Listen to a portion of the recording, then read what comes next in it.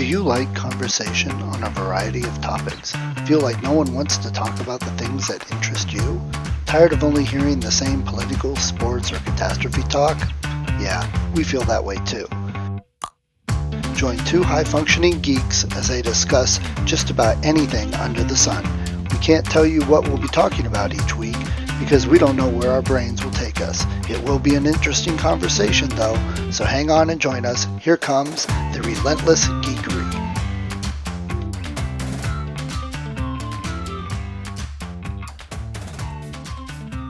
With Zencastr. Well, Okay. I know Zencastr has been updating a lot. They've added, the video earlier this year, and you can choose record video, record only audio, watch video, multiple options. But now they've added transcriptions, which I think is really cool. Okay. And I saw that. I saw the note of automatic transmission, but yeah, regression testing, when you push new features, you got to make sure your old features don't crap out. Well, that's true. And I used Zencastr yesterday yeah. and it was fine. So, and I didn't use Zoom. I have found if I use Zoom, I have to reboot or Zencastr doesn't pick up my audio, but I haven't used Zoom for weeks. Okay, so I'm going to rant for a moment. We talk a lot of tech. I don't want to talk tech all day. I want to talk horror movies. Okay. But a while back, I said, hey, I wonder if Google Drive would be a better choice for cloud than OneDrive from Microsoft. So I looked and compared, and for a few dollars less a year, I get more storage on Google. Okay, that makes sense. I don't care what I'm using. I can use either. So I started switching everything over. That was almost a month ago, and not everything has synced up and uploaded to the cloud. It is so freaking slow. Literally, I won't see it move, and I have to shut the service down and restart it to get anything to upload. And a day later, it's like 0.1 gig has uploaded. That's it. Wow. So on a much smaller scale, I've noticed that because what I've been trying to do, I develop on my desktop because that's where I have my multi-monitor setup and so forth. And this is for my presentations that I'm doing for the comic book course at Baldwin Wallace. Well, when I do that, put something into the cloud, and in this case, it's not Google or OneDrive, it's also Apple. It automatically syncs various different things, and I can't find a way to force it to sync now, except have it download a whole bunch of stuff to me as well as upload my latest version. So then I watch it go through all the various different downloads, which I really don't care about, and it doesn't seem to give me an indication that an upload is occurring. Yeah. But then eventually it's up there because I go to my laptop where I really want to have it be. And that's when I see this list that has not moved for a long time. Suddenly the file appears. So what I've started to do, we all develop workarounds. I have a thumb drive that I pop into the back as a USB port, and I make sure, we've talked about this also, when you do programs, you always have redundancy. You don't count on the cloud being available and the Wi-Fi being good, and so I have this on a thumb drive, and after a while it's going to be, I'm not going to wait on the cloud. Whatever algorithm it's got that says, do it in the background so you're not disrupting somebody's work, but then it looks to make sure there's no activity or such a minimal amount of activity that if you're doing anything, it never engages. And so like you're saying, you get 0.1% when you want it to complete. I can't be safe until you've done this first upload. Oh man. And worse, with Google Drive, I check my system resources, and it's 46% system resources, but I don't see anything getting uploaded. I'm like, you're using half my CPU. What the heck are you doing? Yeah. I mean, you're uploading files. The directory compare is taking all the work. It's not actually sending anything over the pipe. Right. It's kind of weird. Yeah. I have a friend, Greg, that we've been talking about that he's really, he wants to make sure that he has access to all of his email all the time.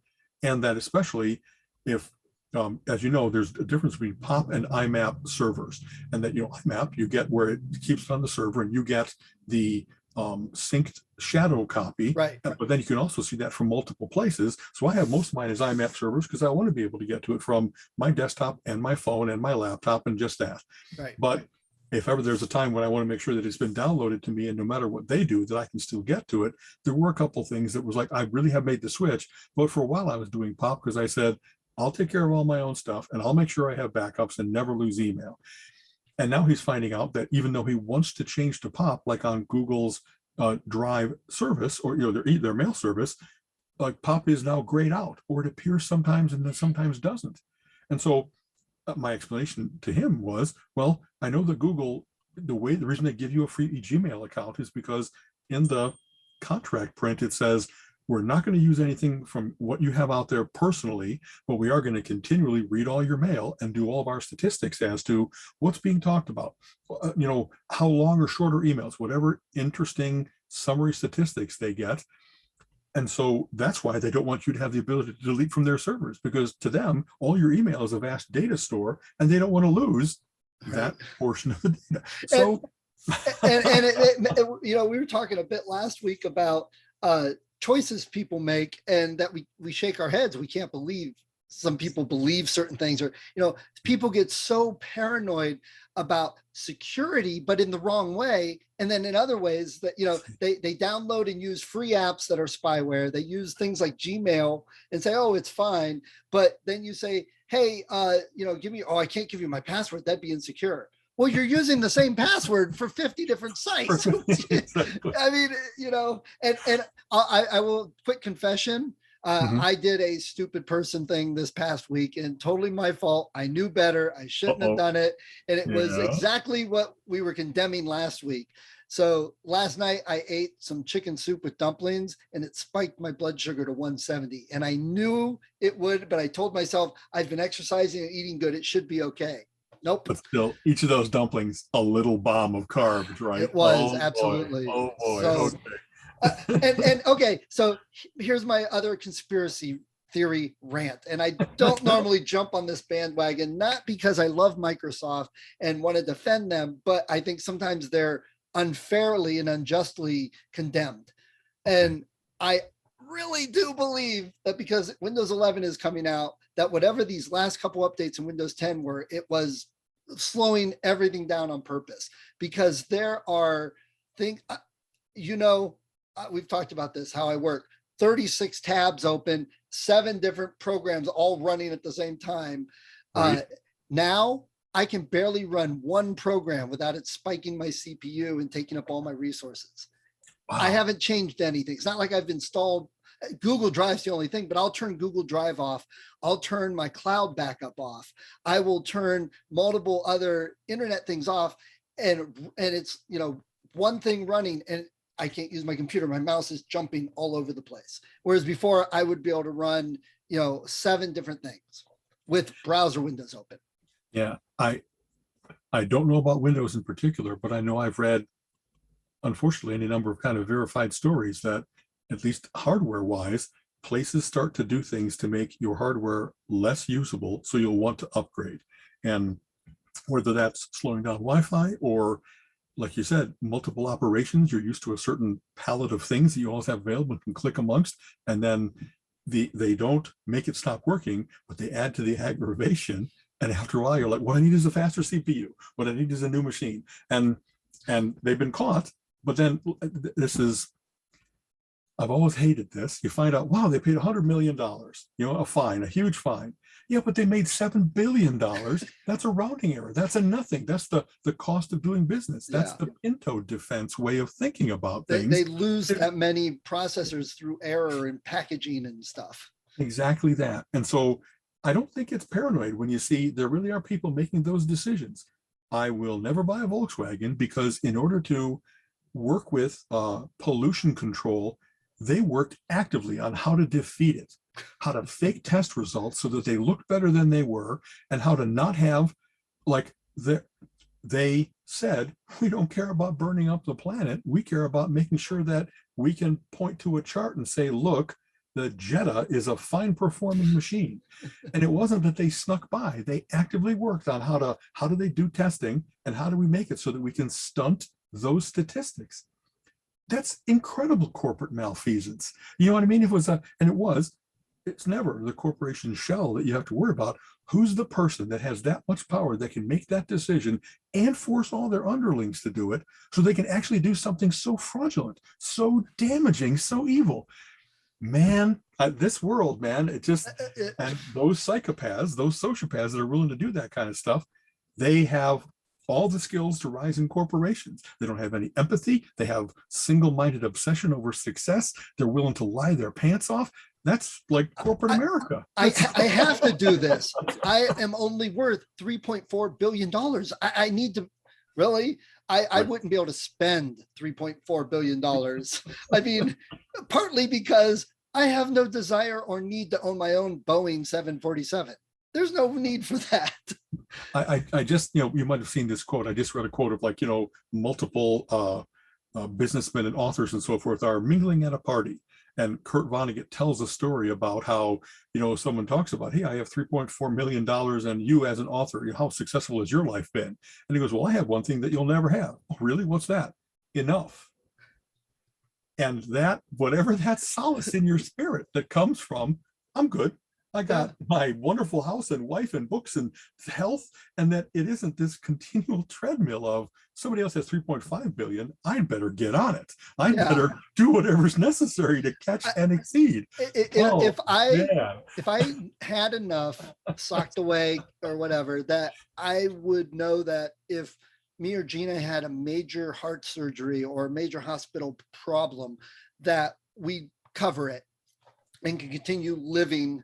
That would be enough, that we could go on vacation and eat, that we wouldn't have to do things like, okay, well, we get paid tomorrow, so let's just buy 1 gallon of milk tonight. And tomorrow, not that we have to do that all the time, but the car, oh God, the car suddenly needs $3,000 in repairs.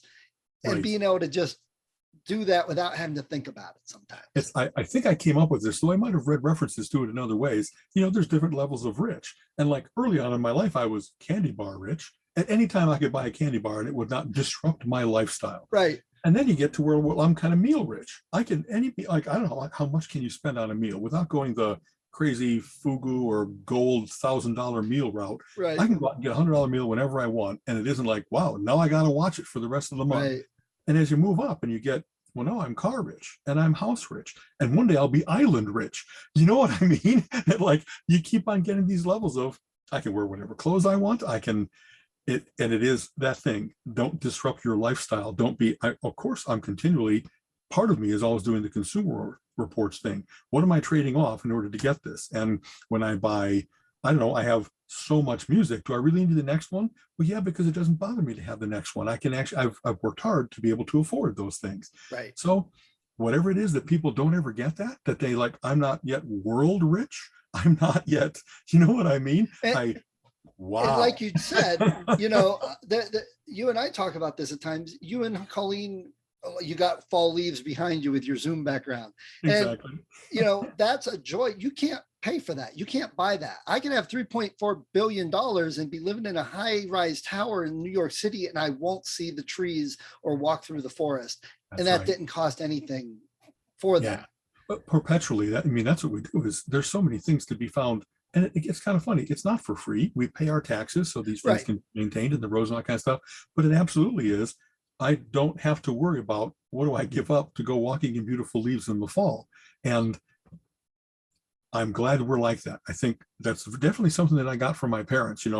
I watched them go through very lean times where it really was borrowing money from one of the kids' piggy banks to be able to make rent, even when rent was, and $90 a month. And mortgage was $120 a month or whatever else it might be. But having said that, as they got more successful, they didn't become, what would you call it? Overspenders. And like, well, now that I have all this money, I think I'll find a way to kill myself with it. I'm going to eat until I bloat. I'm going to, you know what I mean?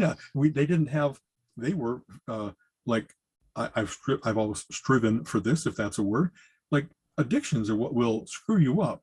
And so when someone has an addiction to the classics, whether it's alcohol or gambling or some kind of drug, but even just the act of consuming, you know what I mean? My parents weren't like, what's entertainment? Shopping. No, they're practical about just not always having to accumulate more. And they were very good about like raising the kids and teaching that lesson to us, that you make plans and you execute your plan, and you're going to see, well, for Christmas, I have $25 to spend. Am I going to spend it on in one lump a bike that I want, or am I going to get $5 games or whatever like that? And that little exercise of seeing the trade-offs and stuff like that, and making a little spreadsheet, back when it wasn't spreadsheet, it was just a list.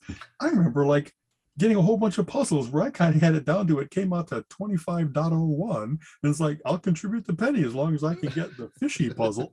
And I think that they must have been not only like seeing how happy I was with my puzzles, but also happy that I had internalized, this is how you make your choices. Are you going to get gym shoes? Or are you going to get puzzles? And of course, sometimes it's driven not by just want. Birthdays were often gifts. It wasn't things that you needed. It was things that you wanted outside of.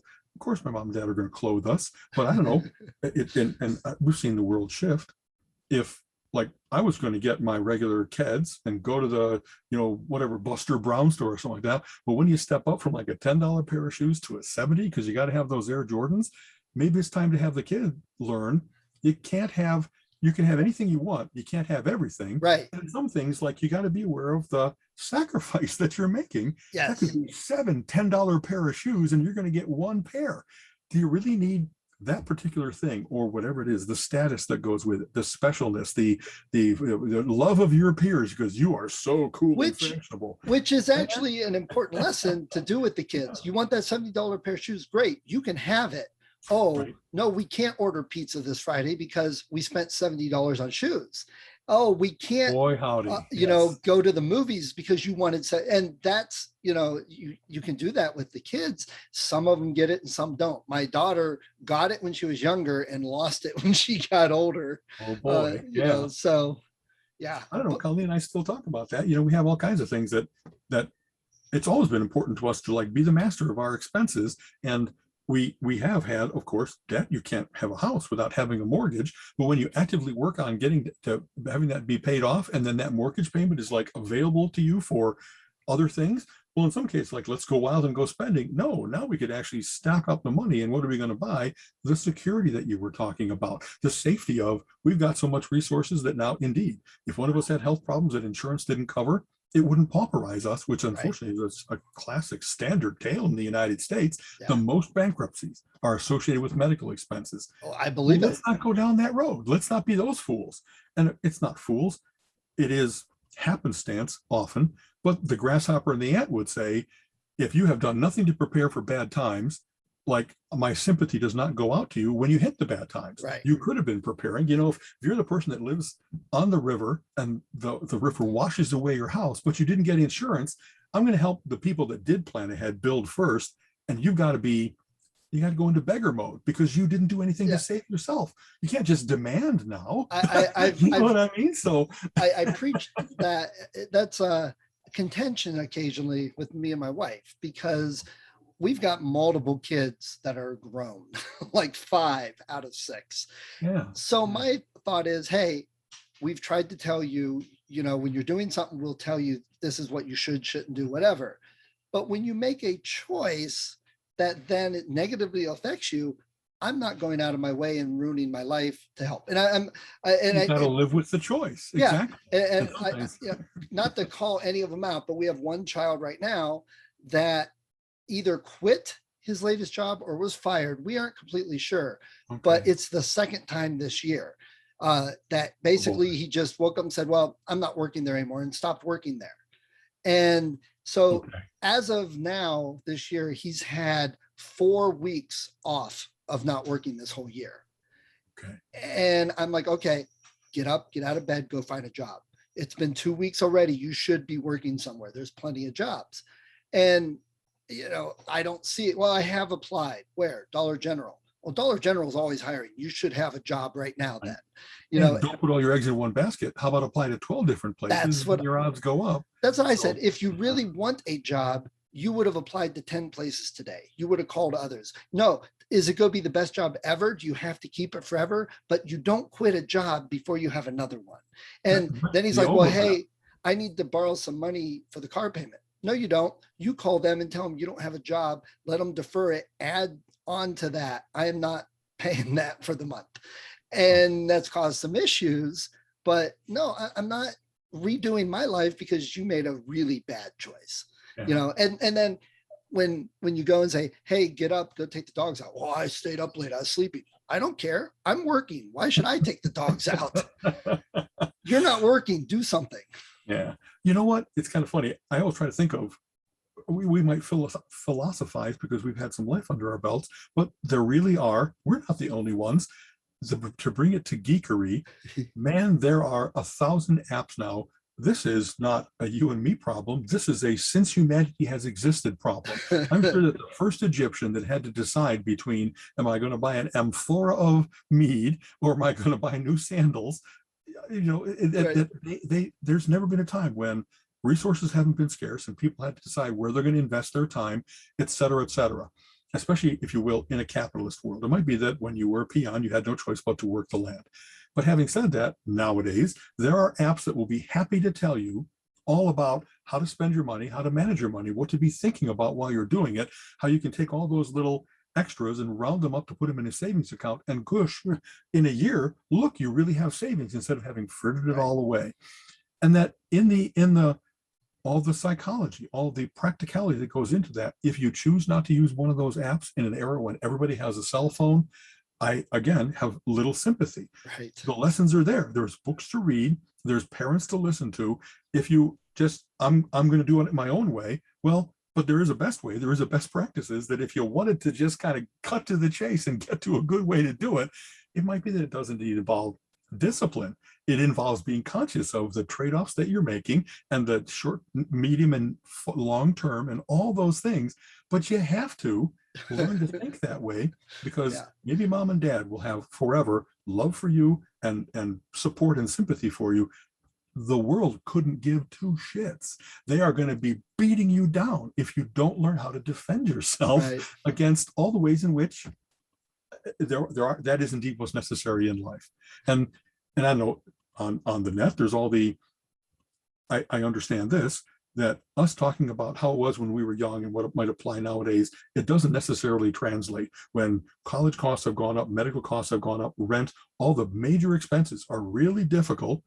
But then I remember it might only be proportional. When I couldn't afford rent on my own, I got roommates. I lived in a house in college with 12 people. Like, what did I give? No privacy. Always having to, like, is everybody doing the house jobs? There's a mindset that you put yourself into. If I want privacy and independence, I'm going to have to earn it because the world is not lining up to give it to me. Right. And in every other way, if I'm worried about health, when you're young, you feel indestructible. And if a bad thing happens, you get a bad toothache and you don't have medical insurance. And so you have to pay for it.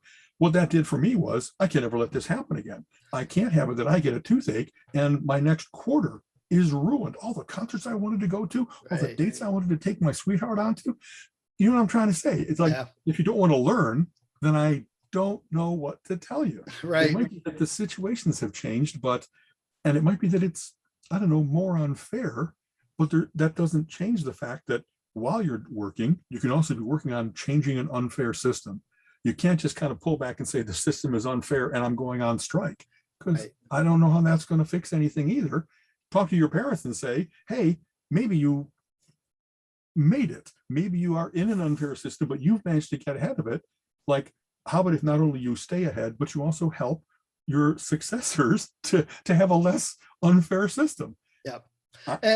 Wow. and that thinking, one of the things I'm trying to work with now with kids and parents, because I know there's a lot of people, I worked since I was 16 and, I've made my own way and on and on.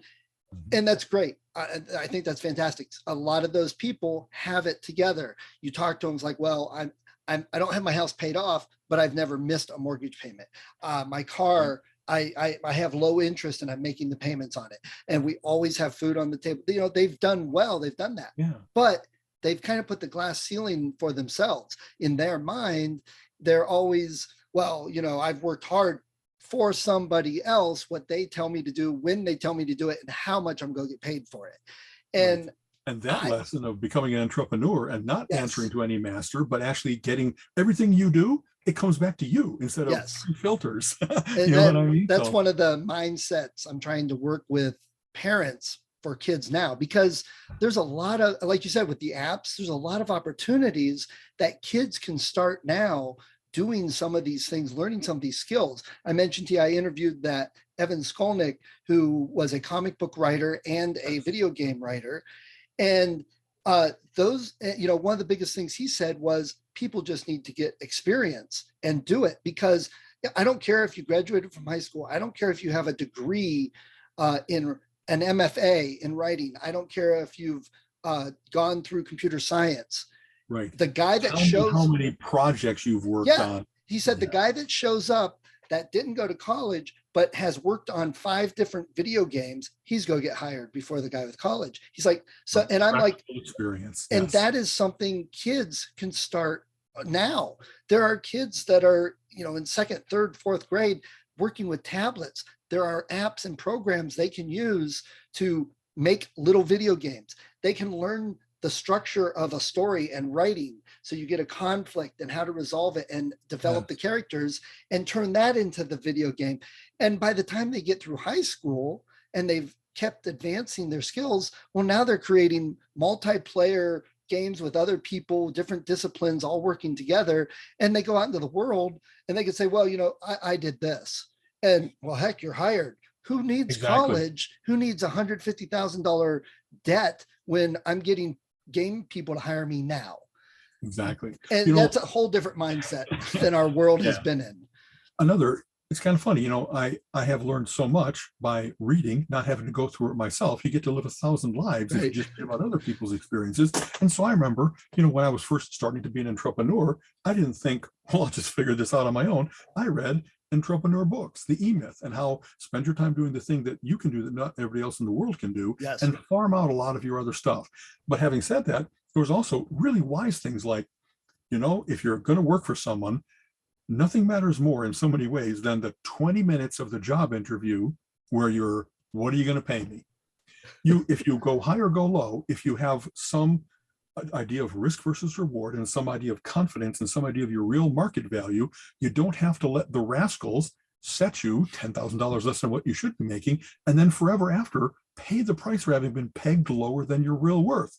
Because other jobs are going to say, well, I'll pay you 5% more. Yeah, but I started off 10% less. Well, that's not my problem, is it? And so being a hard ass in that 20 minutes of salary negotiation can set you up, or good or bad, forever, if you will. And some of the only ways of breaking out of that were to become an entrepreneur and say, I set my rates. I don't have, my negotiation is, this is my price, and you pay it or you don't, but I'm not worried about what are the grades, the E through 1 through 37. And I'm going to start off as an E7, but I hope to work my way up to an E13. You know what I mean? You're not in this big restrictive system, and all you're doing is kind of maneuvering and jockeying instead of saying, no, this is my real worth. I'm aware of my scarcity. I'm aware of what I can do. I'm aware that I'm the premium. I'm really good at what I do. So I'm not your standard COBOL programmer. I'm really freaking good, and I can prove it, because here's the list of projects and that I brought to that's conclusion. The end result. And the thing is, I have gotten, and this is a little secret, I have gotten multiple jobs just by being very brazen, by saying, I know I can do that. I don't really know how right now, and I don't have all the information right now. I know I can do that. I got my job on the cruise ship by sending out a letter to agents saying, hey, I am at the University of Akron. I'm a music major. I play in the jazz orchestra, upright bass. I play electric bass in this orchestra, and I'm first chair on the jazz ensemble, which I was. So I made sure you didn't do any padding, but you just put all of it out there. Yes, I didn't tell them that I haven't played out 200 gigs. I didn't say that. I said I was first. So I told the truth. I just used where I was. I got the Young Composer Award my first year at school. Very cool. I can put that down. So some of the things I'm telling parents, the kids need confidence. They need to know what their skills are. I knew I could do it. So I sent agents and basically inferred, I could be a good bassist on a cruise ship.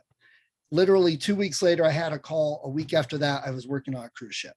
How cool is that? When every time it works, your confidence grows in terms of, I know how to present myself. Yes. I know that I took a risk, but I won. And so the next risk is I had to back it up because I stepped up. I had to back it up, and I did. And then the better one was, I got a job young, out of school. I was doing data entry for an insurance company in Columbus. And this was like 97, 98. So, computers were new to a lot of people. The manager spent 4 hours futzing around with these computers. He had a laser printer and 2 computers. Basically, he was trying to get with an A/B switch hooked up so you could switch, and he couldn't figure it out in 4 hours. So I watched him, and at 5 o'clock, I clocked out and I said, "Hey, Mark, do you need some help?" He goes, "Well, I don't think this is working." I says, "Well, I know a little bit, I'll take a look at it." 5 minutes later, it was working. And he says, "Wow, that's pretty good." I said, "Well, yeah, and I talked to him, and we were getting new computers for everybody. And I said, well, I'd love to work in the IT department, keep me in mind. I'll do the configuration. I'll do the thing to make sure that there you go. Yeah. Okay. And so he said, well, we're not going to have our own department. There was like 120 people in our office. We're going to use Tennessee. I'm like, oh, I don't know if that'll work, but keep me in mind. Well, then the boss from Tennessee came up and he said, okay, we've got to get all these computers set up this week. And he gave me a list, said, here's the configuration for the first 5. Work on these today. Okay. At lunch, I'll take you to lunch and we'll talk. Okay. So we went to lunch and talked and stuff. And he goes, so how much more do you have on that How's one? that coming? Right? I said, what do you mean that one? He says, well, you're the first one on the list. You have it. I said, I got all 5 of those done. I'm ready for, he's like, really? I didn't think you'd get 5 of them done today. And he's like, good for you, man. So they flew me to Tennessee for an interview. And before that, I bought Networking for Dummies, so I could learn all the terms, the terminology, and be able to at least ask good questions. And exactly. Base knowledge. I knew I could figure it out and handle it. And obviously I knew more than most of them did already, but I had never worked networking, especially like with Windows 3.1 and all that jazz. But I knew enough I could back it up. So there, what I'm saying is, if we worked with more kids to give them those abilities rather than hovering over them and protecting them from everything in the world, we would get more people with satisfied lives. There we go. So totally agree. You know what I mean? I don't know. One of the joys of being a smarty is, you are adaptive. Smarts is like a universal tool. It isn't like, I know exactly how to weld, but I know I can learn to weld. Right. I pay attention and I look at what works and what doesn't, and whatever all the other factors are. So giving them confidence, giving them experience in that the price of failure is low, and then they get confidence so that when, just that, I know I've talked about this maybe too much, I'm an investor nowadays. That's probably where I spend most of my income earning time. And the world of investment is so different than, am I competent? Am I dependable? It's all about risk versus reward. Many of the things that made me a great consultant about my ability to explain things, my ability, all that kind of stuff. Here, you just have to put everything in terms of risk versus reward. And it's very unnerving for a lot of people. So when I have those conversations, I perpetually have to say, I know you're going to have to put on a different cap here. You're going to have to only think about, it isn't whether you picked it or not, or picked a single stock or not. You got to learn how to manage risk and get appropriate reward for the risk you're taking on. And when you don't, you're going broke slowly. And when you take on too much, you're wildcatting. And funny, it really might be that you go bust instead of. So I don't know. There's lessons to be learned there. And I was lucky to. I didn't know those lessons early in my life. When I first started to have a 401k, it was put it into an S&P 500, let the index work for me, I'll buy the market, et cetera, et cetera. And that works to a certain extent. But then you find out, wow, if I ever take anything out of that, which I did because I got married and I had to pay for the marriage because her parents should have looked for a better dowry. Honestly, I didn't get enough goats. I didn't get enough goats for what I went through. Should have had a few chickens thrown in there. Exactly. But then you find out, as everyone will tell you, what matters more, contributing twice as much for years 20 to 40, or contributing the right amount from years 10 to 20 out of that 40-year period. And I did indeed shoot myself in the foot by having accumulated a certain amount and given it back. And then you've lost all those years of compound interest, all those years of gain. So I don't know, another one of those things that, how do you tell someone who, like, what do they want? A new car, and to take their lady out, and to take their guy out, and whatever else it might be. And yet that little bit of developing a saving habit, that little bit of just make it automatic so you don't make the choice all the time, those are such important lessons. And I wish that there was, like in school, we've talked about this, there sure should be some civics lessons and some practical life lessons about, here's how to have a checking account, and here's how to have a savings account, and here's how to have an investing account. And that these are, if you do this right, you're set up for life. And you don't, you're kind of set up for misery. You know what I mean? Or at Right. least you're not going to get ahead in the easy way. You're going to have to be the one that writes the great song or the great book or has some kind of breakthrough. And that isn't most people's lot in life. That is the trying to hit the lottery in various different ways instead of saying, I don't know, the millionaire next door, they just did it gradually, and it still works out because you let time work for you instead of against you. Right. So, Well, and like I said, geekery wise, there's things that do that for you nowadays. You know what I mean? If you have one of those apps that says whenever I spend something, it rounds up to the next dollar and takes that 79 cents and puts it into a little savings account, or that it tells you about what stocks to buy, but it says, don't forget diversification. Don't only listen to Robinhood and say, I'm putting all my money into GameStop. And then, wow, when that blows up, then you're back to fucking square one. right. It's just important to have those things have that intelligence built into it. And if you're not using it to like stay healthy, lose weight, save money, et cetera, you're really shooting yourself into the foot in the foot. Yeah. Oh, wow. Yep. Oh, well. So, all right. Let's jump. Ping segue. There you go. That was smooth, wasn't it? Exactly. It's October. It's mid-October, and we were going to talk horror movies. We keep threatening to do so. Yes. So tell me about, I know it's done over with, but what was this survey study they were doing? So, as you might imagine, science, they say, how will we know what the scariest movie in the world is? We're going to hook people up with electrodes and we're going to monitor their heart rate. And the fear is that acceleration of heart, the pumping of adrenaline, the fight or flight response. And so they said, here's the state of resting heart rate. Here's how it gets elevated pretty much throughout the movie. And here's the biggest spike.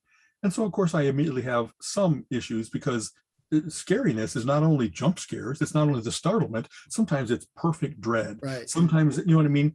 But you know, that right there sounds like the premise of a horror movie. Yeah, hooking kids up and then seeing, can we make their heart explode? Can we do this? You know what I mean? So anyway, let's go to the stats.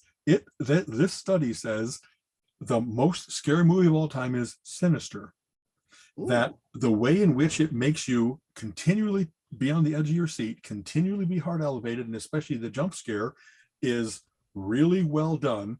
You know, another one of those places, they've only made 1 million horror movies. And so the million and first can learn from all the past and say, what's the way to set up the atmosphere and the characters and the unseen menace and the what are things that people automatically afraid of? How about snakes, ghosts, insects, being buried, whatever else it might be. And some people are really skilled at doing that. Great horror movie directors know just how to have that camera angle looking over the shoulder as you're exploring the house.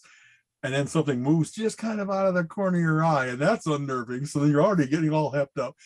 So Sinister is the top one. Insidious is number 2. And I think I've seen many of these. And when I saw this list, I was like, all right, I really want to watch these, but I can't like watch them all in a row because I don't want to have a heart attack. I got to like kind of parse them out. So that let's see, The Conjuring and The Conjuring 2, which might be the only movie and sequel that made the list. Wow. Hereditary.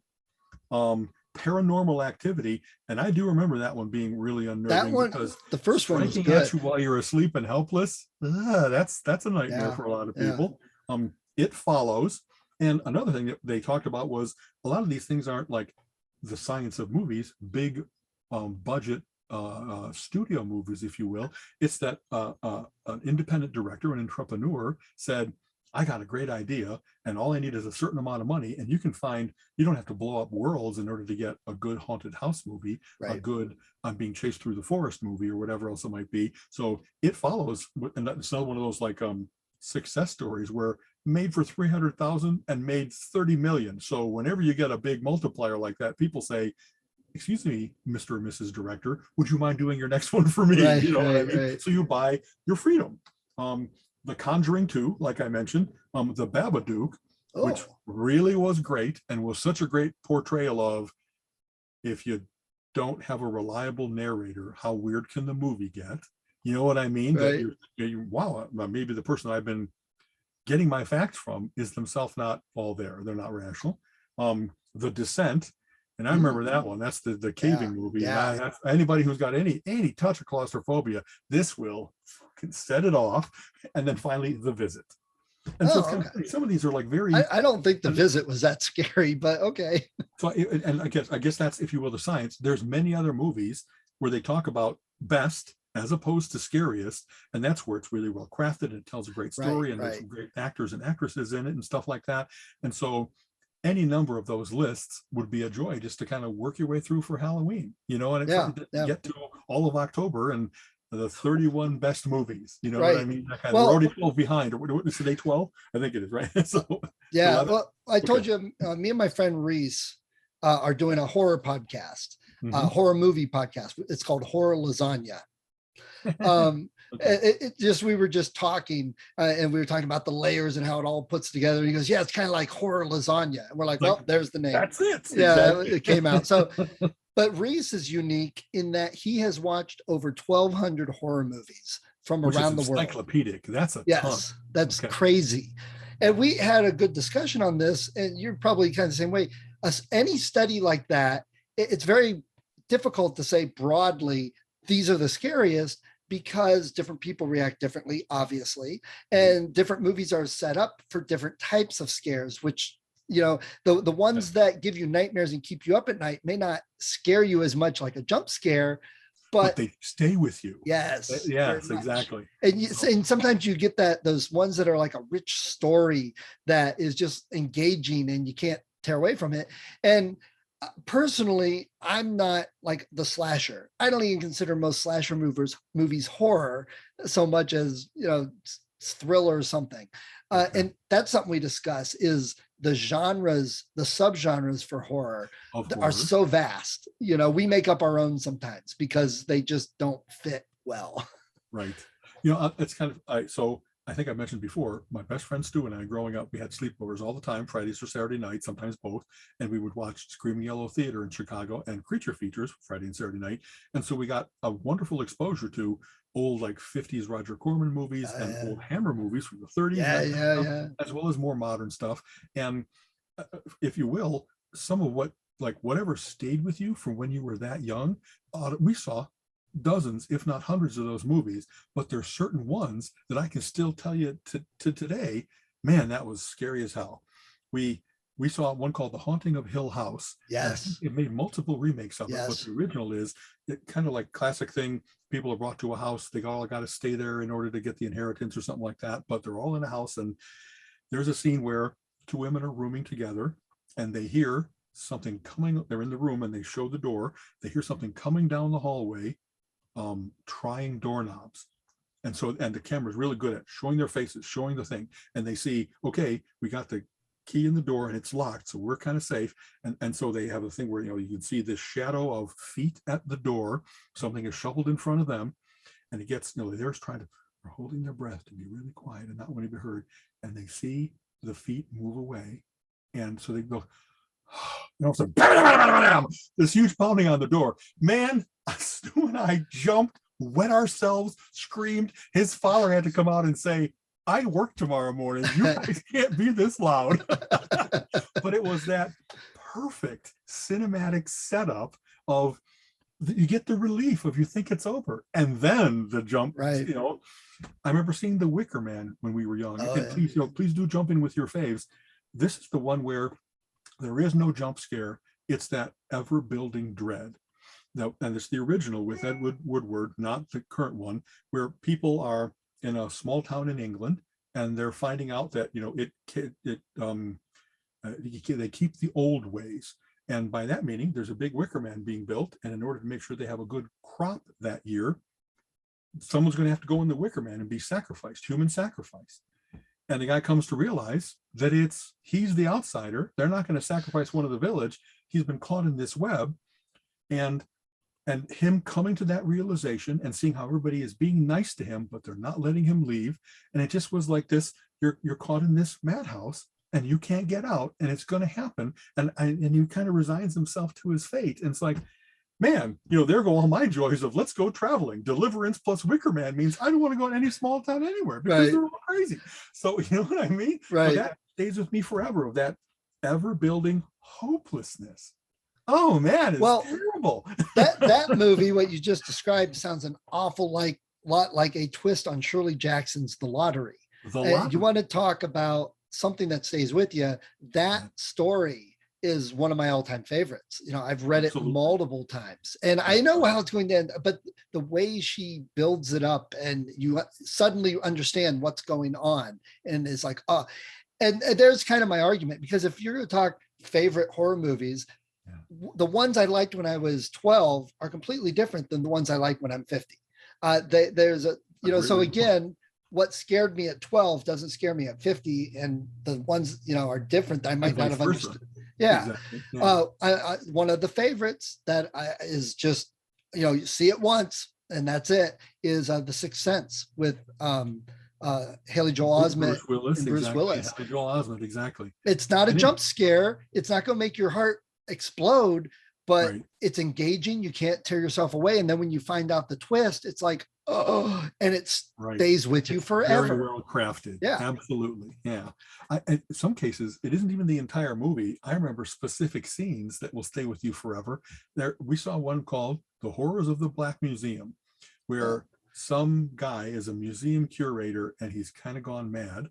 And at one point, someone takes a pair of like historic binoculars and holds them up, and the guy has rigged them so that needles spring out and go in his eyes. And like, I don't know that I could pick up a pair of binoculars forever after without first holding it away and like touching things to make sure it wasn't going to spring out at me. And I guess that's similar to like, boy, I remember seeing, and because William Shatner is about to go to space, I've now seen wonderful memes that capture this. He has a famous Twilight Zone episode. So this is from 60 years ago, right? Yeah. Where he's flying on the plane and he looks out and sees like a little gremlin out on the wing tearing the plane up. And he's telling everybody, hey, what's going on? And of course, when they all come to look, it has jumped away and it's gone. And so they think he's the crazy one. And because of that, there's a scene where he's kind of calmed down, but he has to check one more time, and he opens up that little thing and the goblin's face is right in the window. And it really is like, ah! And I could not, when you're inside and it's dark outside, and so you have the light from inside reflecting on the glass, and like, I couldn't easily open drapes without expecting to see something staring in at me for years and maybe still today. So what a fantastic thing that the guy came up with that image of the sudden, it's not just out on the wing now, it's looking in at you. And oh man, how well done. And I'm not the only one. People talk about the psycho shower scene, that people to this day cannot take a shower without knowing the door is secured. They can't get on a plane worrying about the gremlin. It's how effective, how perfectly made, what I mean? And Twilight Zone is such a masterpiece. It's a national treasure. Not every episode is great. There's some clunkers, of course, but the ones that are so good are still so good. I've been watching some of them this month, and I watched one last night that this guy was trying to he was against immigrants, he was against minorities, and he was wearing almost a Hitler Youth outfit, and he's getting the people riled up, and the ghost of Hitler was telling him what to say and what to do, and I'm watching this going, oh my God, this could have been filmed 2 years ago in the past, I'm like, everything there, how to rile people up, what to say so it riles them up without being false, but not quite the truth. And I'm like, oh this is crazy. And this was 60 years ago that this was made. Exactly. I guess so. It shows just how effective, demagogues, iconoclasts can be in riling up people, playing to their fear of the other, playing to their hate, exactly. Whatever, you know what I mean? They're coming for your children or whatever else it might be. You're right. That is like, if there's anything, I know that there's a certain almost prejudice against watching anything in black and white amongst people that are used to color. And yet, if there's any reason that you should overcome that, it's to see Twilight Zones, Old Outer Limits. You know what I mean? Maybe the monsters on Maple Street, or the monsters are coming to Maple Street. That one is still so good. Absolutely. So you're talking about scenes. What about the Evil Dead when they stomp on the head and the eyeball goes flying down somebody's mouth, right? I mean, that one forever. So the fact that Sam Raimi and others are still doing things, and that had that, the first guy who did the Wachowski brothers, right? No sisters, that did bullet time in the Matrix, where he leans way back and you can see, with rifling and everything, all these things going on, that everybody that saw that movie said, that changes movies. I need to be able to do that if I'm going to be current and competitive with how to do cool special effects and stuff like that. So it's I think that there's a lot of like some part of scary movies is also your regular people trapped in extraordinary circumstances, and so that's very Hitchcockian. There's all kinds of people that just suddenly they're accused and they're on the That's run. Stephen King too. Stephen King, exactly. And so that Colleen has occasionally asked me, why am I watching a scary movie or a guns and explosions movie, as she likes to talk about it? And some part of it isn't I like death. It's I think, what would I be like? Would I be able to bear up under pressure? Would I keep a cool head?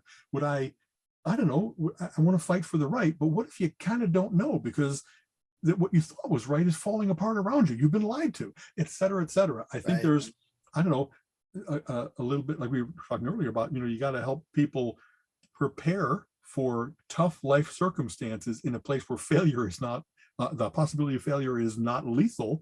Movies give you that you can really say, wow, what would I do if I was in an asylum full of crazy people? And, could I, it doesn't matter the specifics.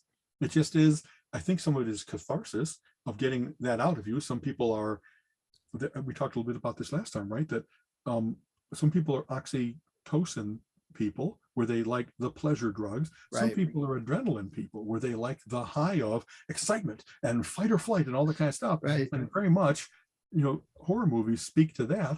And so I have people that like, they seem pretty normal, but then when you find out that they like the slashiest of slasher movies, it's maybe because their body chemistry is just such that this doesn't interest them, but this does. It gets a rise out of them. It gets a memorable activity for them. Well, so our podcast, that we're not doing movie reviews of common, very popular movies. Our guidelines were movies that are great, but that most people don't even know about. And movies I love that. I love movies. Unless you told me about it, I wouldn't know about it. But man, it's high quality, like you're saying. Yeah. And movies that don't have lots of known actors. We've had a few with some people we recognize, but nothing with Tom Cruise in it. Because that's going to be a $200 million Hollywood big budget movie. And we didn't want that because everybody does those. We wanted to do different. And then each season, Reese is picking a theme. So season 1 was friendship, which is not what you think about. And each like movie, the little boy that has a little girlfriend who also happens to be a vampire. Right. Don't let the wrong one in or whatever. Yes. We watched the Swedish movie, not the American version of that. Yes, which is the original, the authentic, if you will. Yes. Okay. and then we discussed the films, what we liked, didn't like, and we go through, and there's a lot of spoilers, FYI, but most of the movies on his list I've not seen. So it's him watching them for the second time and me watching it the first time. Then we discuss it, what we notice and see.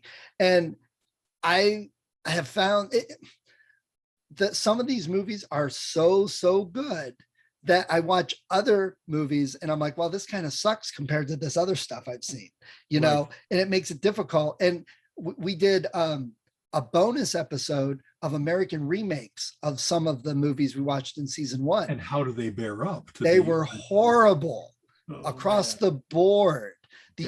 Now, so even though they have that as a template, they don't get the essence, the jewel of it. They kind of fumble around with it. And we talk about why that is and what American audiences expect that most of these foreign films that we watched are different than, and what they changed to try and make it more palatable for American audiences.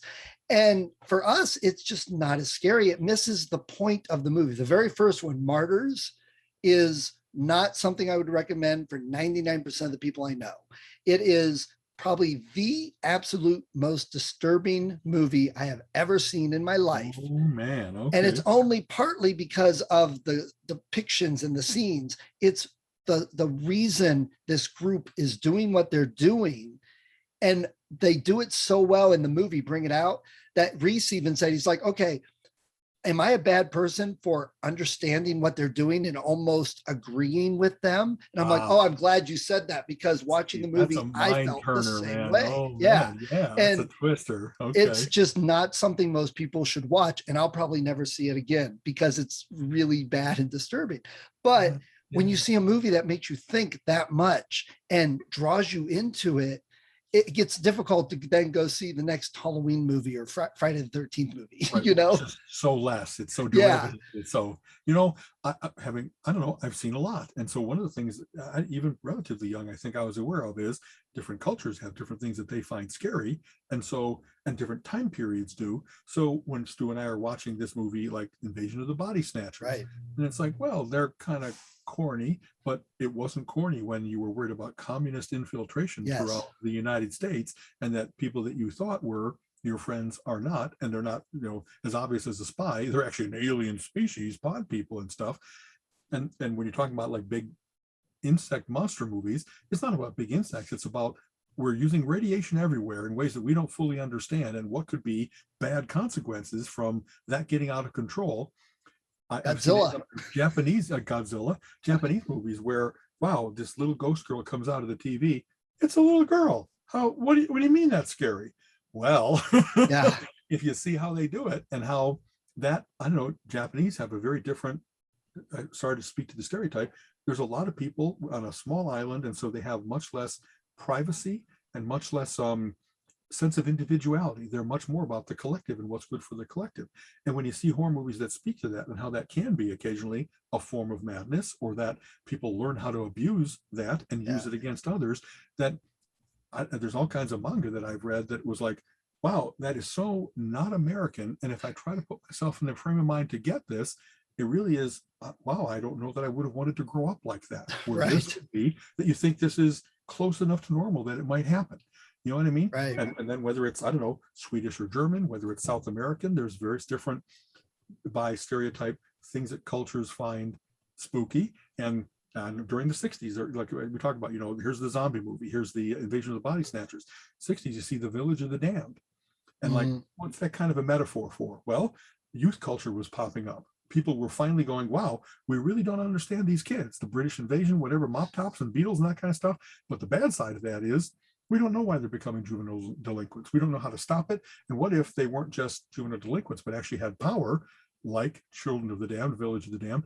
It's like fear of youth played out much bigger than you would expect. Right. I'm sure there are books that explain much more than I do and much better understanding in detail. But those are some of the things that I picked up of, I don't know, in the 70s, there was blaxploitation movies, and like, what would be a terrifying thing for a white person? Oh no, I'm trapped on the bad side of town and there's no way out.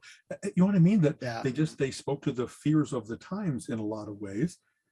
It's kind of cool. Horror movies, like comic books, like any number of other movie genres, are very reflective of the times. And if you want to learn about history, you don't have to read a dusty history book. You can pull out these 10 movies over the course of these 40 years and get, so who were we as a nation from the 1945 to 1985? How did we change over the course of time? What are the, bear with me, what are the home invasion movies,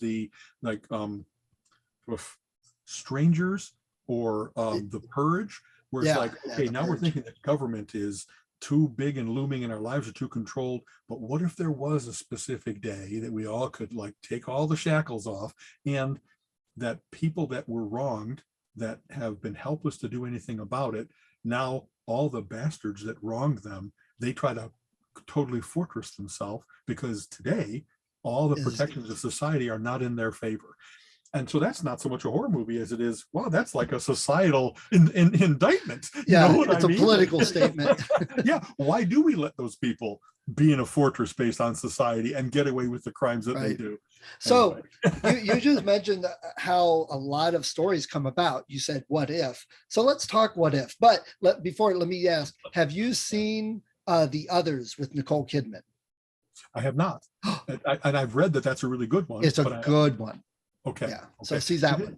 So, and again, spoilers, from what I understand, it might be one of those things where she's being haunted or something like that, but then you find out that it's the other way around. Yeah, it's very well done. Okay. So, because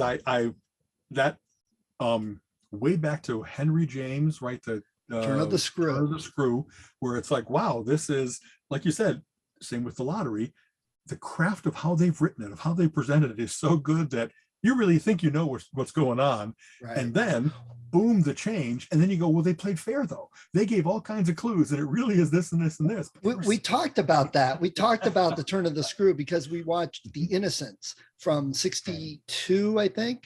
It's a very Hitchcockian type movie, very well done for the time. But there's something like 47 different versions of movies based on Turn of the Screw. Based on Turn of the Screw. And when it started, Henry James said it was really just a ghost story.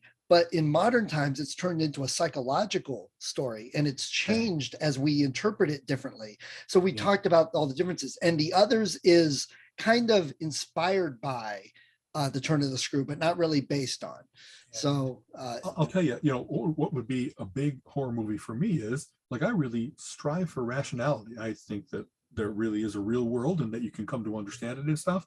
And if I had all those things where it's like, okay, something just happened that I can't account for, and it's unnerving, but on I go. And then you keep getting examples of maybe the world isn't as you think it is. It would not only be, well, now the world is scary. It's more like I'm unraveling. I'm all what I thought was real in the world might be that I've been living in a simulation or whatever the explanation might be. And to see things come apart that are so much a core of my being, if you think the world's a benevolent place and you find out it's not, if you think the world should make sense, and no, it doesn't have to. Right. That would be like movies that stay with you kind of forever. The center does not hold. Right, exactly. So what if? If? Did you like it? So I've liked them because I think that they've been pretty smart about maybe a little bit of wish fulfillment. When people see movies nowadays, they'll often say, oh, that could have been better, different, whatever it might be. And that's what they're kind of playing with is the Marvel Universe has a way that it has evolved over the course of these last, let's say, 60 years. And when they have a body of work, they often use the term canon for like, here's the original Sherlock Holmes stories. And if you want to be authentic to them, then you have to be like, well, this is who Sherlock Holmes and Watson and Moriarty were. And if you do twists to that, you have to make it so that it's internally consistent, even despite the twist, but you don't just throw it all out. You don't have people that don't act at all like Sherlock Holmes and still call him Sherlock Holmes. It's kind of unfair. It's inauthentic. Some part of what I don't like about What If is there's been all kinds of work that's been gone into Marvel and DC universes to make them so that they kind of make sense. They hang together, that even long ago to today, there's explanations for, there's through lines in terms of plots. Characters have developed and been through some real trials and sometimes came out triumphant and sometimes broke. And so, but there's still been some sense to it. And the latest trend with Marvel, especially the What If universe, is it's that there's a multiverse. And that, an interesting philosophical concept has always been, well, there's an infinity of universes. And every time that you make a decision, you kind of fork off another version. Right. So, here I am talking to you, and there's another version where I've gone off and I've gone to work, but otherwise we're still talking. And so small things, they don't matter. But in the classic, you step on a butterfly back in prehistoric times and it changes everything. I want those changes to make sense. And I kind of want to be able to come back to the real world, knowing that I just kind of went off on a fancy, but I came back. And I'm finding that What If is pretty much saying, no, they're all equally legitimate, that they really are a million different universes where indeed, the Fantastic Four were or weren't, or that they were lizards instead of people, or that, the creativity that goes into it, I guess, is kind of cool. But as someone who liked getting it all, remembering it all, seeing how it all hung together. And when I would do my comic book talks and someone would ask, well, tell me about the Human Torch. And well, there's actually a whole bunch of stuff about the older Human Torch versus the more modern one and how the Vision actually was based on the android that was the original. And it was fun to be able to say that as if it was real because they were so consistent. And nowadays people can say, nope, so far as I'm aware, Thor is a woman. Their first reading of Thor is as a woman, and there's nothing wrong with that change, but saying that it could be any of these things, that they're all equally authentic, instead of that there really was already 60 years worth of hangs together is the canon. I kind of am unnerved. I've never minded big changes. I have hated when the writer-artist were so lazy that they just kind of did what I alluded to earlier. We're going to make up a new Daredevil. Yeah. Nothing like the old Daredevil. It's just going to use the name. And maybe that's going to be its own startling thing, that if the reputation of the old Daredevil is what you kind of want to trade on, but then you keep blowing it, that you should pay the price for that. but there's not even, it seems, there's not even that level of respect about what would it be like if it was different. It just seems to be, we're tired of playing by the rules. We're starting over. We're throwing it all out. And there were some indications of that when they were doing the final crisis in DC and the multiversal collapse in Marvel, that they were, well, now all the worlds have become one. So you do have this weird admixture of Earth 1, 2, 3, and, you know, oh, Captain Carrot and his amazing zoo crew are now part of the official DC universe. And so it made for some cool stories about the mashing together of unlike things, but they still tried to play with the torture of someone that comes from another universe, and now they're here and nothing is like what they remember it. And so like they're totally a lost soul, a man or woman out of time. My loved ones are all gone. The person that's here, that's not my husband. You know what I mean? Right. Oh man. So I don't know. I really valued the continuity cops and the people that retconned things in wonderful, convincing ways that still worked with past continuity.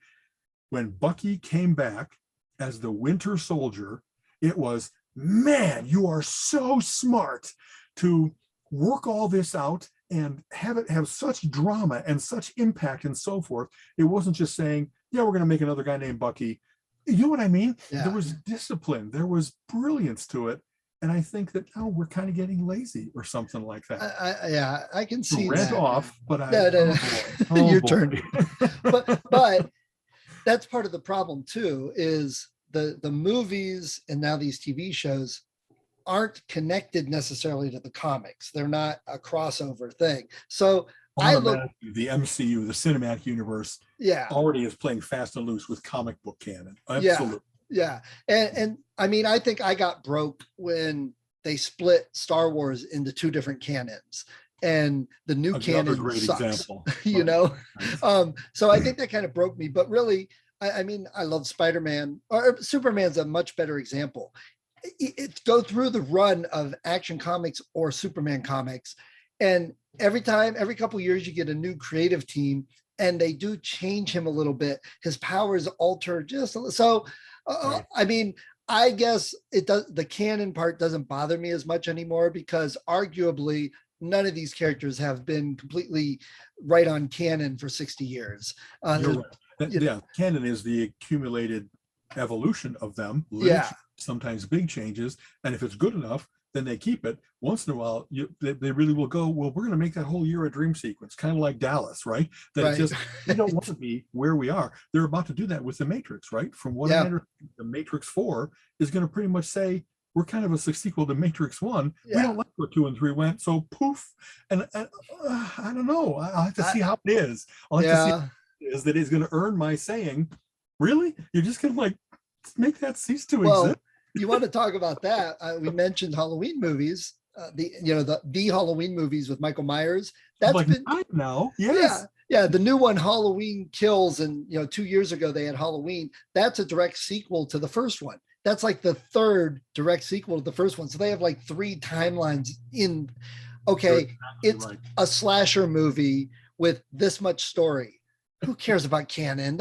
We don't go to watch it for the canon, not those, But so my thing with What If is I loved most of the stories, but they never made it completely clear whether they were actually including all of this as part of the canon for the MCU, or if it was an alternative just for fun thing. Because Star Wars, they took a lot of the old stuff and they're putting it online, but they're calling it Legends. And anything under Legends does not fit into the timeline now, but it's fun stuff to, so they never made clear what If was. If I had to give them an out, I think it's the Watcher, because he has the multiversal view, the omniverse, and that he's telling stories that are like what happened in these various different cases. What if, Black Panther, what if Kang, what if Thor, et cetera, et cetera. And so it could be that it really hasn't affected our Earth 616 view of the Marvel universe, that as long as the Watcher, who is unable to intercede, as long as he doesn't bring elements of that over, even though he had to actually be, he got into combat, he got savaged by someone. So it could be that it just is that part of the torture of being someone who sees all and knows all, that there must have been times when he was tempted to be like, well, this isn't going well. I should kind of clip this timeline and make sure that the good one happens. And I don't know, maybe it really will not be the high impact stuff that I did. When there was a what if series of comic books for a long time, I never had the sense that they were going to try to find a way to work that back into continuity, that they really were saying, we went on a flight of fancy and said, Yeah. you know, what if But this was a woman? What some if of that did come in later. They did take some of that and put into the actual canon and stuff. while it was going on, I didn't think so. Right, And right. occasionally there were like, and I don't know, I've also always thought I have different universes in my mind of like Yeah. the pulp world of Doc Savage, the Shadow, Operator Number 5, etc. That's kind of its own thing. And when they occasionally had episodes where Doc Savage or the Shadow interacted with the DC universe or the Marvel universe, I was like, well, it's a little shoehorny because it kind of doesn't go together. And I love Doc Savage so much that I don't mind him making a reappearance, but you kind of have to.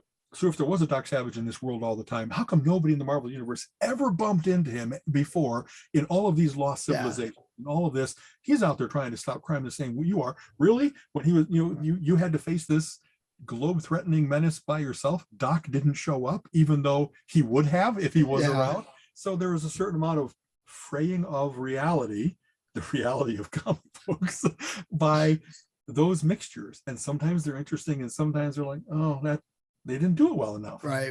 Get my full buy-in or something, So my thing with What If that I think they were mostly trying to do is start to get people thinking about the quantum multiverse and showing Doctor Strange as a very powerful being in that regard. And I think that was their main purpose, which would mean they could say it's part of the canon because all you got to do is say, well, that's another universe. Well, that's another universe. It's dodgy. That's maybe what you just said is what, like, nowadays, any bad story writing, you can just excuse as, well, that's another universe. It just seems lazy. Like I said, it just is like, it is cool that they're moving forward and they really are like, if they're going to make Doctor Strange truly as powerful as he is, you know what I mean? That he has the ability to hop amongst dimensions and timelines and stuff like that. And that you got to hope he's benevolent because, for instance, there was a Marvel series where, after the multiverse collapse, Doctor Doom is the one that manages to save fragments of all different kinds of worlds and societies, and they're all on Doom World. Yeah. And his sheriff is Doctor Strange, because Doctor Strange realizes that the only way to preserve this candor of a world so that it could maybe one day become the multiverse again is to ride herd on it so that the most warlike or the most pestilent societies don't take over everything and destroy everything. Someone's got to be in charge of the roaches, of the locust. And but Doctor Strange was just like, wow, I'm feeling really bad about him saying, I'm your man, Doctor Doom, because I would have thought that he would have worked in always. And of course, in the series, he does turn out to be, is he not only working with Doctor Doom, but trying eventually to save everything. And he just had to deal with the lesser of multiple evils while it was going on. But you know what I'm saying? For Doctor Strange having been benevolent, sometimes troubled, to actually have him be kind of the heavy, the bad guy, that was a difficult thing for me to face. And I'm sure that's why they did it. Yeah, something different. You know what I mean? So, but the bigger problem is how well is Eternals going to do? It comes out in like 2.5 weeks or something. Yep. Nobody knows who the Eternals are. Nobody's prepared for them. They haven't shoved the Eternals in the last movies and TV shows. We've heard nothing about them except a very esoteric, hard to understand movie trailer. And I know there are some diehard Marvel fans out there, movie Marvel fans, going, who are these guys? I'm not going to go see that movie. That's what DC has done. Come on, Marvel. Isn't that weird and interesting? Some part of what I thought about the Eternals was they're Marvel's version of the New Gods, the Forever People, the whole universe that was created for DC, and them being rough equivalents of Greek gods, and that the reason that we as a human race might have some racial memory of them is because you do have your powerful one and your fast one and your sorceress one and that kind of stuff. And yet I'm such a comic book fan and sucker that I really want to go see what they do, but I haven't seen from the trailer, oh, that's cool, I can't wait to find out more. Then instead it really seems to be, why did they do this? You know what I have, this is a huge leap, but I have the same misgivings about this as I did when comic book movies are first coming out. Superman, and wow, we're finally going to have comic book movies that can do special effects. And Marvel, with all of its incredible mythology, their first movie is going to be Howard the Duck. What the hell? With George Lucas. With having Spider-Man in your stable, with having Fantastic Four, Iron Man, Thor, the ones that have all now become ultra popular. Our first oops was that. Thank God Blade came out. It's part of what I'm talking about in my comic book movie history is thank God Blade came out and legitimized that maybe the Marvel body of work, that they have this incredible mythology that is very cinematic and you could make it into movies, but not if they're not making any money, not if they die at the box office like Howard the Duck did. Right. Well. Yeah, I fear for the Eternals. And if they're putting it as a linchpin for this next phase and the next group, and it's supposed to be super important, I don't feel they've set that up. I fear somebody is like, hey, they love all our stuff, so just put it out. I don't know. Because the other problem is Black Widow was so-so. Shang-Chi was really good, but not necessarily as memorable as some of the earlier movies, arguably. And the TV shows were really good, and I love the TV shows. But the Eternal, I know they went to the high with Endgame, so you have to start low again and build back up. We have all new people. I get all that, but I don't think they've been coming out of the stable after 2 years and just pow, and everybody's talking about it and loving it and stuff. It's been so. Yeah. And I fear that the Eternals is going to kill things and they're going to have a struggle to get back up, even though Spider-Man's right after that. That's kind of what I'm hoping is. And if you think back, all the Marvel movies that went into Avengers Endgame, they weren't all great. The first couple Hulks were pretty stinky. They kept retelling the same story, and without the magic actor that was going to make it work like Mark Ruffalo has done. Iron Man, first one great, second one not so good, third one good. No, maybe second one good, third one not so great. They kind of went downhill. Whiplash, you know what I mean? It's like that's just not a good enough villain, even played by usually a real scenery chewer in terms of why have I lost his name? Darn it. Danny Trejo or something like that. Yeah, it's Machete. Gary Oldman. Maybe it was Gary Oldman. Oh, Gary Oldman. Right? Was that the guy who played Russian? So, by the way, I just rewatched The Professional, and it's one of the best movies of ever. Professional. Gary Oldman. Leon. What's his name? Why am I Jean Reno and Natalie Portman as like the waif that is far too old for her age. Right. So back to this. I hope that we'll have that same thing. That maybe we'll have a couple misfires, and that like besides Guardians of the Galaxy and introducing Adam Warlock and introducing that whole thing, if it's not only about Thanos, there's the Magus, there's various other kind of cosmic beings that figure into how does the universe work. They're bringing Kang into everything. I think that's their next big bad, and that ability to control time. And that's not dimensionally really, but if you start saying that different timelines are separate. So I'm hoping that Guardians of the Galaxy, they really have had high quality. The characters are great. The writing's been great. They just announced who Adam Warlock is, and I really don't know him. Miles Coulter or something like that. Yeah. Did you ever see the movie The Millers with Jennifer Aniston? No, he's in that. He plays a goofy nerd kid.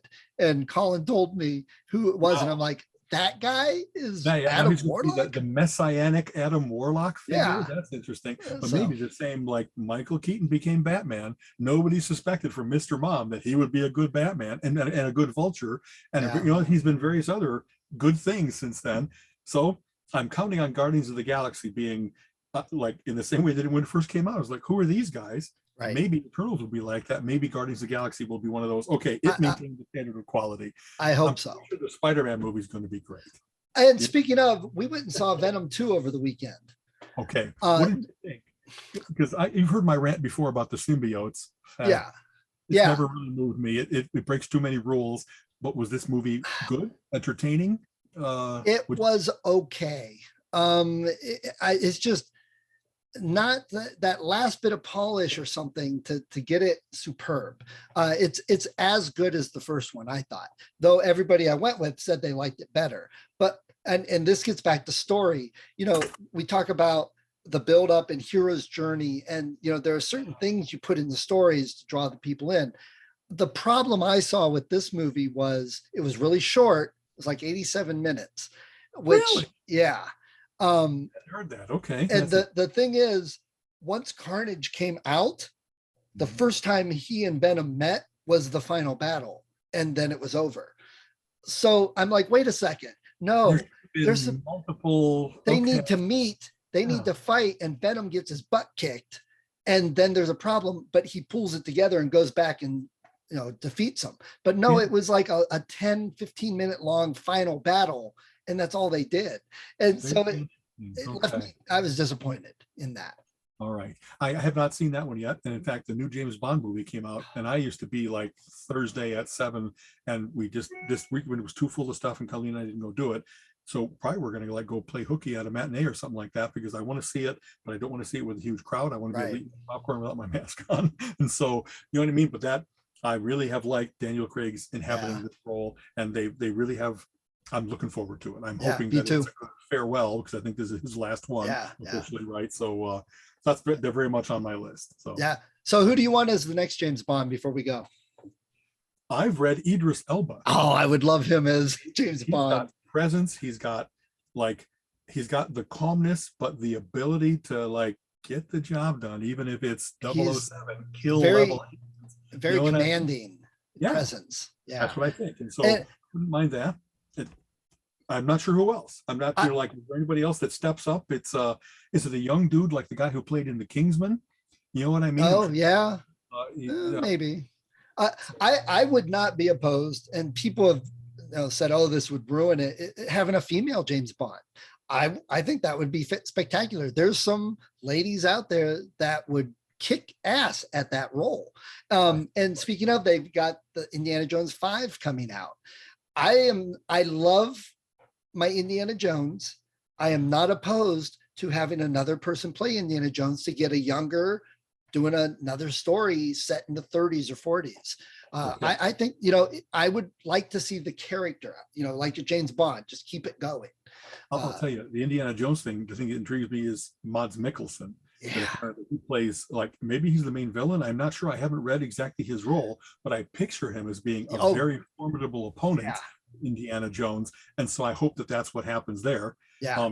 I think we've already seen female James Bond movies. We saw Salt. We saw Platinum Blonde. We've seen women can indeed kick ass. They are perfectly capable of. Black Widow is absolutely James Bond. So if that's the place that they take it, I have no problems with that. There's a certain amount of little tradition of, I don't know, are we gonna play with how would a woman have risen through the ranks to be a killer instead of a seducer, because that's so much the stereotype. The archetype. Exactly that. But again, I'm not trapped, and the world shouldn't be trapped in those stereotypes. I would be really curious.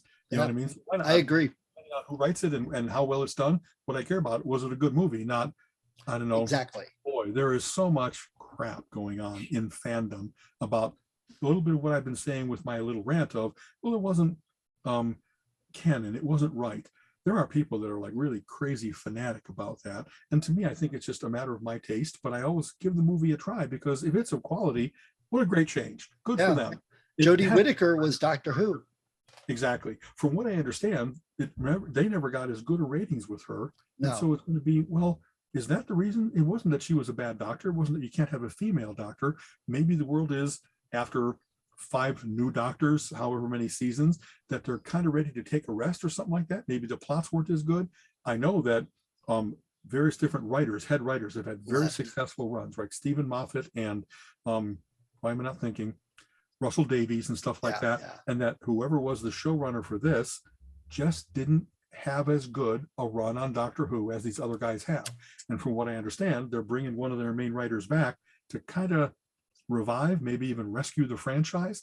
And if that's the guy that really does understand what Doctor Who is about, what the Daleks are about, what the Cybermen are about, and kind of brings back the essence of it so that it's more successful, I'm okay with that. I sure don't attribute it to being that she wasn't a great Doctor Who, that it was, you know what I mean? I have my favorite amongst the Doctors Who, but that doesn't stop me from wanting to see every one of them, because the whole cool mythology is there. You know what I mean? Right. Absolutely. So anyway, that's James Bond is comic booky enough. Yes. We'll see how that turns out. Absolutely. Yeah, it's on my list. There's a lot of good movies finally coming out again. So, Exactly. but you get a lot on streaming now, so that's good, I guess. Let's become couch potatoes. Actually, you know what? I know I've said this before. There are certain movies that I really want to see on the big screen, with the developing screen and the big sound, and I want to be lost in the movie for 2 hours, not distracted by the phone or the toilet gurgling or the fact that I'm in my room, even with a big TV. I want the spectacle of it. Yeah, and so any absolutely. Star Wars movie, any James Bond movie, I just kind of want to go, I'm in your hands. Give me 2 hours of overwhelming entertainment. Make it worthwhile. Yep, Yeah, absolutely. one thing I wanted to, are we almost done? Yeah, no, go ahead. Last thing I'll say is, so hey, what a cool backdrop. Colleen and I love leaf peeping and peak leaf season. And one of the cool ways in which geekery enters into this is there are wonderful models of how climate works across the United States, and that week by week by week, you can see, based on all these readings for temperature, humidity, soil, whatever else it might be, that here are the probable early leaf, mid leaf, peak leaf, post peak.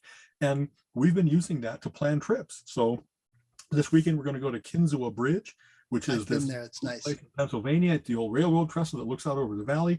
And this whole valley is filled with a great mix of deciduous and coniferous trees, so that it's an explosion of color. It's not all orange like this. It's a bowl of tricks where there's all these pockets of different colors. And I just remember it being spectacular. And we're going to go down to Hocking Hills later in the month, because, as you know, it proceeds south as we get cooler and stuff like that. And there are certain trails that people are already posting pictures where they look really nice. But man, when that's in full leaf, yeah, it's going to be spectacular. And I love that. We hiked in the Cuyahoga Valley National Park this weekend, and it was a wonderful hike, but it was still 90% green. And well, because the weather's been very warm. It has been unseasonably warm, yeah. and that's what you need, is warm days and cool nights. And it hasn't been, plus a little bit of rain, whatever the peak conditions are.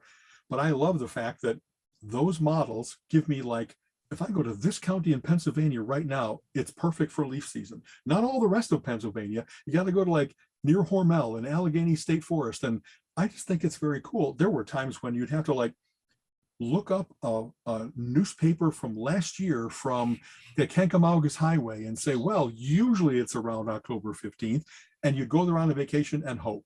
So nowadays, it really is that ability to pinpoint, and those kind of models that let you do that are so useful for Aurora Borealis, for leaf changing season, for when are the monarchs, when are the cicadas coming. All that is cool.